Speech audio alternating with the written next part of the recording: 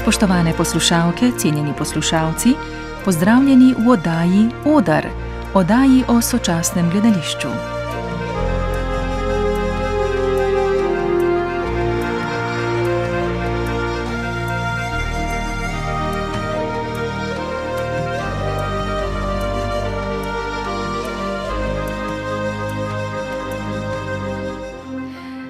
Letošnji 56. festival Teden slovenske drame se je zaključil s podelitvijo nagrad in priznanj, v tokratni oddaji pa bomo pozornost usmerili k eni izmed dobitnic nagrad lanskega leta. Mlada ustvarjalka Lučka Neža Peterlin je na 55. tednu slovenske drame za svoje besedilo Jagnje prejela nagrado za mladega dramatika, ki jo podeljujejo avtorjem starim do 30 let.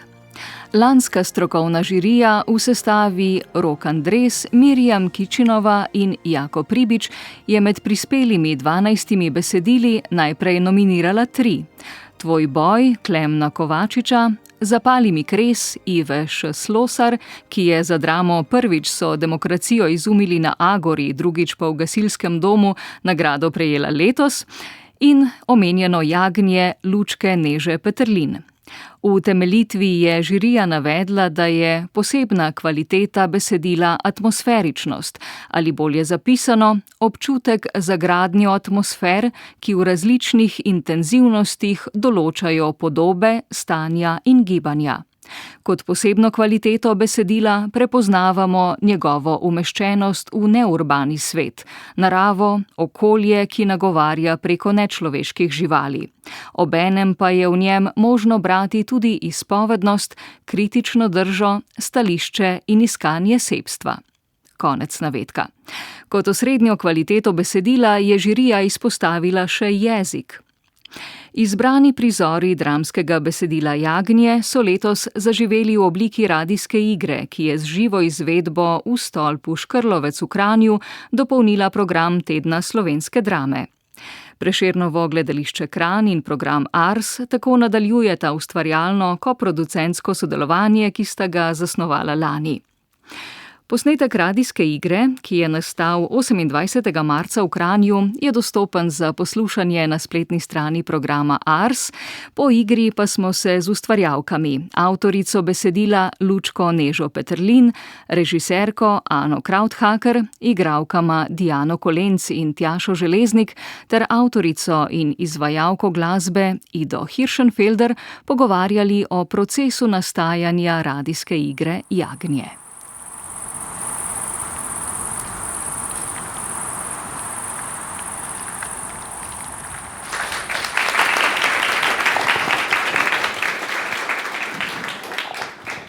Mogoče začnemo naš pogovor pri izvoru, pri besedilu. Lučka Neža Peterlin, lani ste za to besedilo prejeli nagrado na prav tem dogodku oziroma Tednu slovenske drame. Ne bom spraševala, kako se ob tem počutite. Mogoče, kako je svoje besedilo videti na odru, ste zadovoljni z izvedbo, kakšni so prvi občutki? Ja, absolutno sem zadovoljna z izvedbo. Je pa hecno gledati svoje besede na odru. Tako da, taki mešani občutki, ampak sigurno ne zaradi izvedbe. Izvedba je bila odlična, ampak je pa prvič v celoti, recimo, ne samo en delček nekaj mojega uprizorjenega. Tako da, zanimivi občutki. No, besedilo je dokaj zgoščeno, pa vendar polno informacij in kar nekaj zanimivih motivov. Že sam naslov Jagnje, pa potem v prologu so kobilice. Moja prva nekako asociacija je bila kar biblijska, pa potem se tudi še nekateri drugi motivi pojavljajo, ki se pa zdijo zelo osebni, recimo ta belina, mehkota, vata. Kako ste to mitologijo zasnovali? V bistvu je nisem.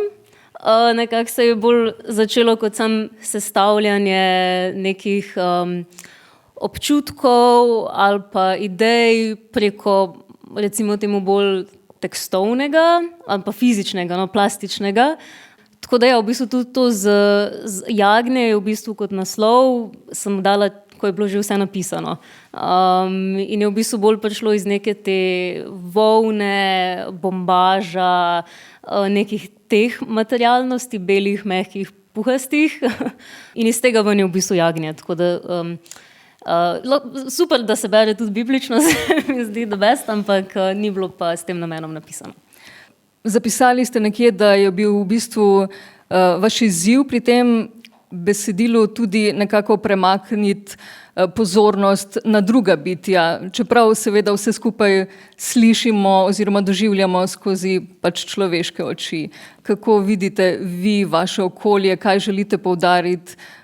Zakaj je to za vas tako pomembno, da ste se lotili pisanja v obliki drame o tem? V bistvu nekaj te več kot človeške ontologije, pa nekaj kot centrizem je čisto osebno mi pomemben. So bi zelo celo predavanje bilo samo temno, ampak ja, v bistvu me pa zanima, če se da na ta način tudi nekako dramsko pisati oziroma za gledališče in se mi zdi, da je nek tak pač neizbežen, ampak mogoče čisto lep paradoks v tem, da je pač gledališče vseeno antropocen medij in da pač so ponavadi tudi igralci in tako naprej. Ampak se mi zdi, da je to nek paradoks, s katerim se je smiselno ga pač kontekstualizirati, izpostavljati in ga probati malo premakniti. Pa mogoče pri pisanju ali pa ko je stvar enkrat končana, razmišljate tudi o možnostih uprizoritve, kako bi to na odru izgledalo? Ja, mislim, probam že med pisanjem. Je pa to vsekakor nek svoj vrsten izziv, kako pač pisati ne samo nekaj, kar bo na papirju, ampak nekaj, kar je tudi izvedljivo na odru. Tako da trudim se že vmes, ne vem, koliko mi je rata, ampak probam pa. Mogoče je to tudi bolj vprašanje potem za režiserko. Ana Krauthaker, ko ste dobili besedilo, ki je v bistvu zelo temelji na monologu, pa tudi opisih okolja, na neki introspekciji, na mislih, ki se ponavadi dogajajo v notranjosti. Kako ste se vi lotili besedila, kako ste pristopili k njemu? Mene je pri besedilu pač prav ta atmosfera, ki je uspela vzpostaviti Lučka skozi tekst, zelo pritegnila. Pač tudi blizu mi je ta pogled iz nekega drugega zornega kota. Se mi ni zdel, sama monološko se mi sploh ni zdela problematična v tem smislu, ker pač sam material ponuja pač ogromno različnih zvočnih scen oziroma različne zvočnosti, s katero se lahko poigravaš. Bolj je problem potem, kaj izbereš in če pravilno izbereš. Veliko ste snemali tudi na terenu, predvsem teh atmosfer. To atmosferičnost pri samem besedilu je tudi lanska žirija že v bistvu poudarila pri podeljevanju nagrade. Se vam zdi pomembno, da snemate v dejanskem okolju, da greste v gost, da ne gradite atmosfere v igri skozi nek nabor zvokov, ki jih že imate mogoče v knjižnici? Ja, to zame pri ustvarjanju je to pač ključen del, zelo pomemben del ustvarjanja. Tudi se mi zdi, kadar snemamo besedila zunaj, na terenu, pač tudi igra drugače zaživi. Verjamem tudi, da pač atmosfera oziroma prezenca prostora prinese svojo barvo, da pač gost ni isti na enem koncu kot na drugem koncu.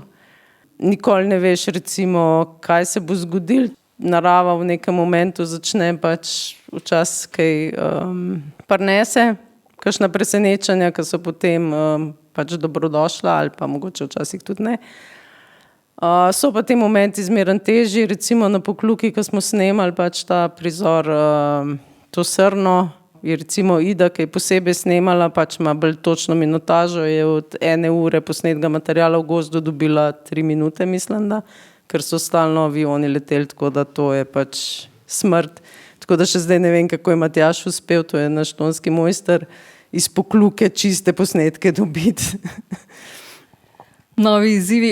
Mogoče zdaj, ko ste pripovedovali o snemanju na lokaciji, je naslednja stopnja te igre, da se jo izvede nekje dejansko v gozdu, zunaj, v naravnem okolju.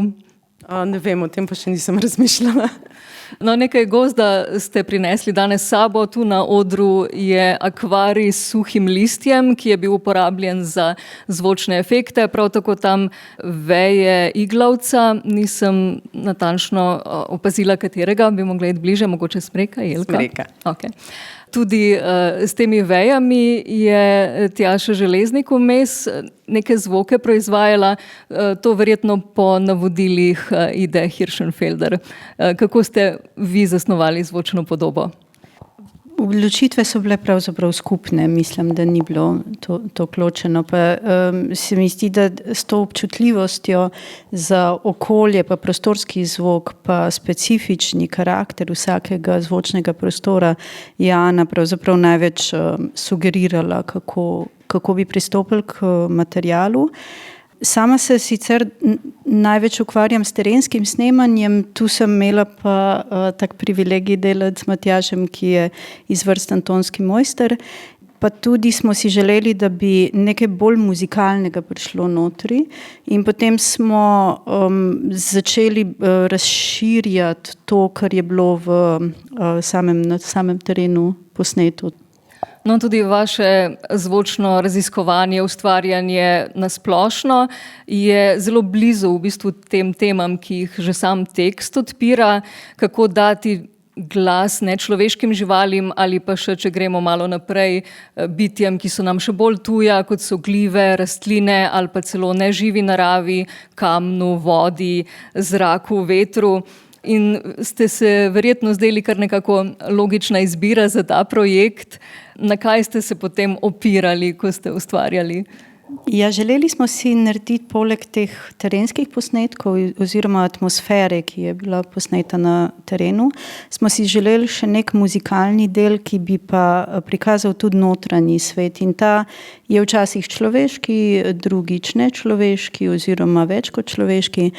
In ena od odločitev, ki je bila meni pomembna, je sama tonalika in ritmika, da je bila vsa ritmika nemetrirana, nepredvidljiva in vsa tonalika neuglašena na konvencionalne uglasbitve. Se pravi, imamo neke tone, neke zvoke, ki zvenijo sicer melodično, ampak moja neka temeljna asociacija je bila, kako bi zvenelo nekaj, če to poganja veter. Torej, da veter dela to glasbo, ko piha, kjer nam je ritem nepredvidljiv, ni naš, ampak je vetrov in tukaj mislim, da se na nežen tekst asociiram.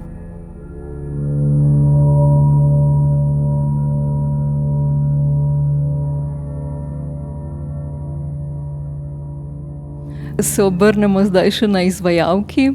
Že prej smo se pogovarjali o tem, da nekateri igralci zelo radi pripovedujejo o svojem procesu, ki se zgodi pred tem, ko stopijo na oder.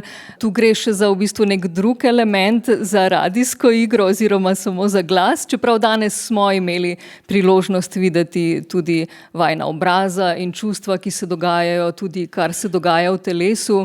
Je za vaju pristop drugačen oziroma kaj je pri radijski igri mogoče tisto, kar je za vaju najbolj privlačno? Točno pri tej dotični radijski igri je bilo zame najbolj privlačno to, da smo šli dejansko res ven, da smo šli v kočo, da smo šli na sneg, da smo šli. Meni se zdi to, res bila sem čisto očarana, se mi zdi tako romantično in čarobno, da v bistvu se še na ta način lahko posname tudi radijska igra. Hkrati pa ta uprizoritev v tem trenutku je pa tudi nekaj čisto posebenega. Je tako drugačno od gledališke predstave, tle je v bistvu ta zvok tudi mislim, bistven akter, tako da je nekaj čisto posebenega in velik izziv. No.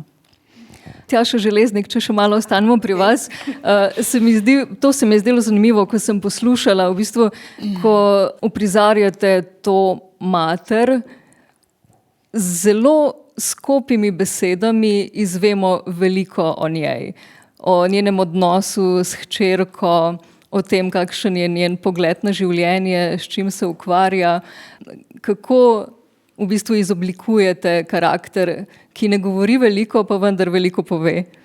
Ja, zdi se mi, da je tle velika zasluga Lučke, ki je to v bistvu v parih besedah napisala tako, kot je napisala. In Ane, ki me je odlično vodila skozi te skope besede, tako da v bistvu se je nekako izrisal ta karakter, ki nosi verjetno vse eno veliko bolečino, ki jo je nekako zaklenil. Kako sem pa jaz to uspela zinterpretirati, ste pa zdajle slišali. Tako da smo pa skozi ta proces vaj in tega nekako to izoblikovali. Tistole tamle je Ajda, ki je dobra za ožilje. Svetlin dela čudeže za kožo. Veliki Arman se uporablja za zdravljenje notranjih organov. Zlata rozga pa je za spanje. Če želiš za res globoko spanje, pa popi poparek črne detelje. Šentjanževka je dobra za depresijo. Volnati čišljak tudi, ampak če si noseča, ti bo hkrati izmaličil fetus. Danes jo vidim prvič, odkar je umrla njena hči. To se je zgodilo pred 5 leti. Povohaj. To je Slezenovec. Ena je provedka, bo pomagala pri fokusu. Če spiješ 1,5, raje ne spiti več kot ene. Še Diana Kolenc mogoče. Vi pa nekaj več teksta dobite, vsaj v tem, kar smo danes slišali. In na trenutke se zdi, da bi lahko to bile različne osebe, da so samo izseki iz nekih različnih življenj, ali pa v bistvu ena misel, en tok, ki ga spremljamo v notranjosti enega dekleta. Kako ste vi pristopili k vaši vlogi oziroma besedilu, ki vam je bilo dodeljeno? Ja, ne vem, nekako mi je to besedilo tako blizu na neki idejni, tudi celo ideološki, pa estetski, simbolni ravni, da v bistvu mi je bil blazen užitek, nisem se zares ukvarjala, kaj zdaj. Ta oseba, ja, absolutno sem skozi sebe nekako to probala prefiltrirati, ampak mogoče bi mi bilo bolj zanimivo odgovoriti na prejšnje vprašanje, zato ker je to v bistvu prvič, da sem v življenju posnela zares radijsko igro in je bilo v bistvu zame tako neko blazno lepo učenje, ker pač se mi zdi, da je skoraj na nek način to nek drug poklic, kot ga upravljam vsak dan. In bilo recimo danes, ko sva stopili na oder, sem se počutila veliko bolj domačo, kot recimo v studiu pred mikrofonom. In mi je bilo ful mi je bila zanimiva ta izkušnja, vedno sem si želela snemati radijsko igro, ampak sem se nekako tudi bala in sem ful hvaležna Ani za potrpljenje, ker pač sem morala v bistvu odkriti, kaj ta medij sploh potrebuje, pa kaj prenese.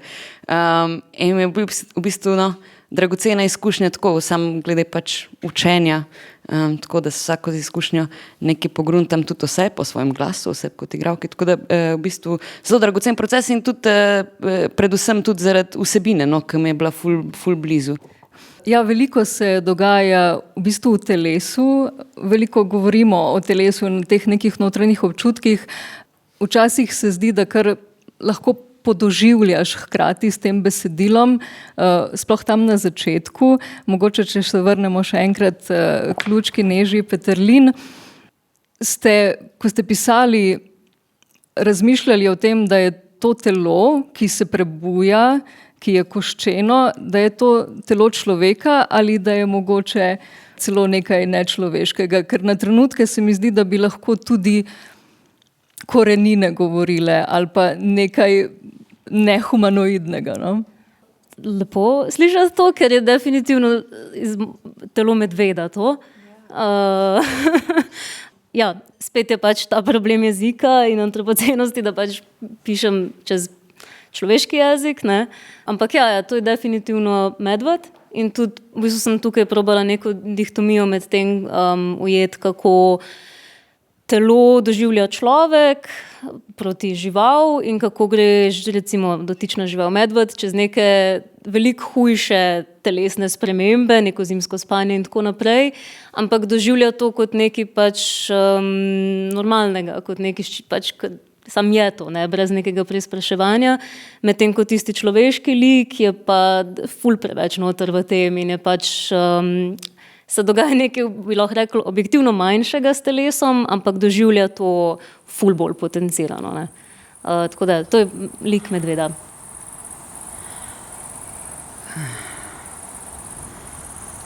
Skoraj popolnoma podrta majhna kamnita cerkev.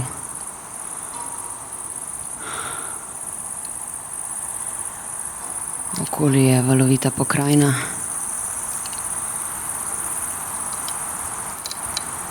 Tla so ožgana od sonca.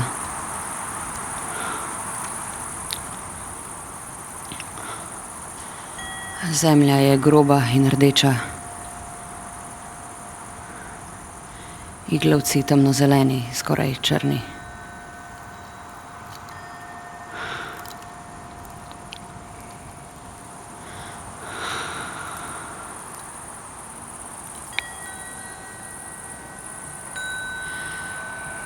Po travi, po ostankih cerkve, po iglavcih,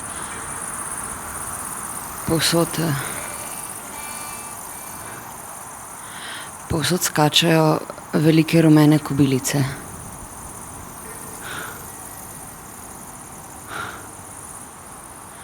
Zrak je vroč in suh.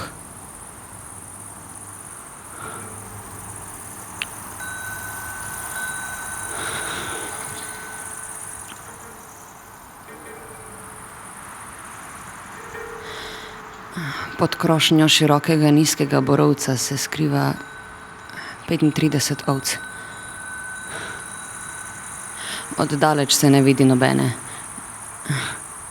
razen majhne zaplate puhastega kožuha majhnega jagnja, ki se ni znalo dovolj dobro skriti.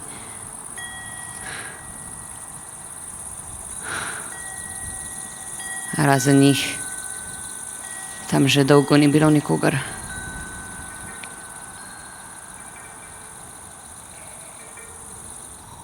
Še enkrat čestitke za izjemno lepo izvedbo radijske igre v živo.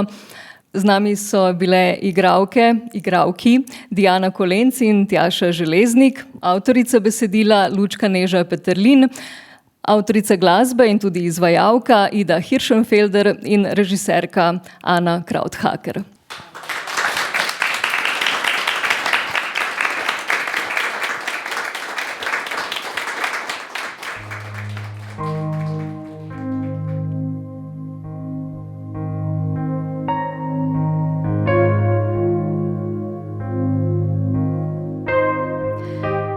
To je bil Oder, oddaja o sočasnem gledališču.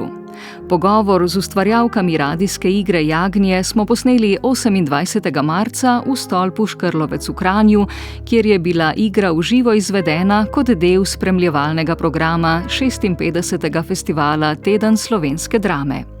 V pogovor smo umestili tudi kratke odlomke iz radijske igre. V celoti jo lahko poslušate na spletu, prav tako oddajo Oder. Najdete ju med podcasti na spletni platformi RTV 365 in na Arsovi spletni strani. Oddajo sem pripravila Sanja Rejc, zvočno jo je oblikoval Vjekoslav Mikes.